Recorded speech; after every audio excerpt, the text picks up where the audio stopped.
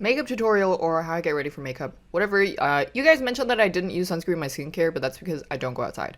But when I do, I use the UV Bio Watery Essence. I've been using this for years. I don't know if it's still good, but I do like my Asian lightweight sunscreen. So yeah, just spread that on and psych, I'm not going outside right now either.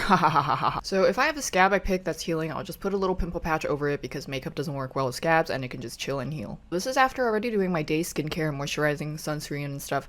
I have no brand loyalty to my primer because I just grab whatever matte one works. I prefer more matte textures because long-term makeup later in the day tends to look a bit shiny or oily anyways. I prefer cushion foundation because they're lighter and easier to apply. I like the Hera UV cushion because it matches my skin, 23N1 beige, very well. I did replace the cushion inside of the Espoir puff because it's softer and the Hera one is a bit stiff. Because my skin is dry and tends to flake, I pat everything and rarely ever swipe, unless it's Love in Deep Space. Even though I moisturize a lot, patting it in also makes sure my skin doesn't crack as much so the foundation lasts better later on.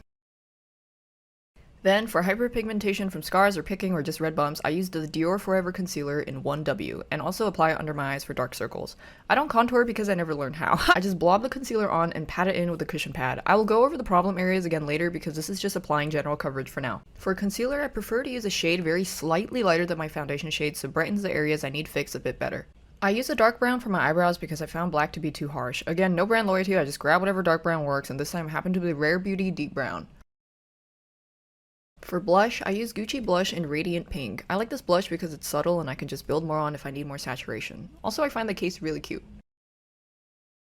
Then I follow up with the Gucci matte powder in Matte Naturel. This is a lightweight powder that I find doesn't dry me out, and I actually carry around with me when I need to reduce shine or oil buildup during the day. It comes with a mirror and puff under the powder for easy access. But yeah, like I said, because I have dry skin, I'm very sparse with the powder or it'll start to crack my makeup or skin.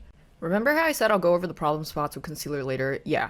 After I powder, I apply concealer to spot fix because I found that brushing and powdering messed up my intricate color correction on these spots, so I'm like, okay, I'll just apply it after.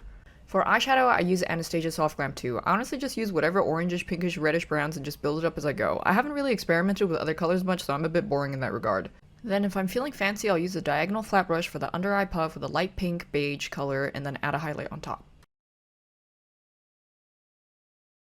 I really like this brown Dior on Stage liner because the tip is really nice to draw with, and because I have a half monolid or like a monolid, I have to end the liner at the middle of my eyes or it'll crease and make a mess. Then I just draw it out and then I'll also add some subtle accents on the bottom lash. Then, because I'm too lazy to apply lashes most of the time— You don't know how. Did you hear something? I just curl and use mascara, and again, I don't really care for what I use here. I did try lash extensions before and they were nice. For lipsticks, I really like YSL and Givenchy. I also just pat lipstick on instead of swiping. Then I apply setting spray and I'm done. Then I'm finally ready to go to work.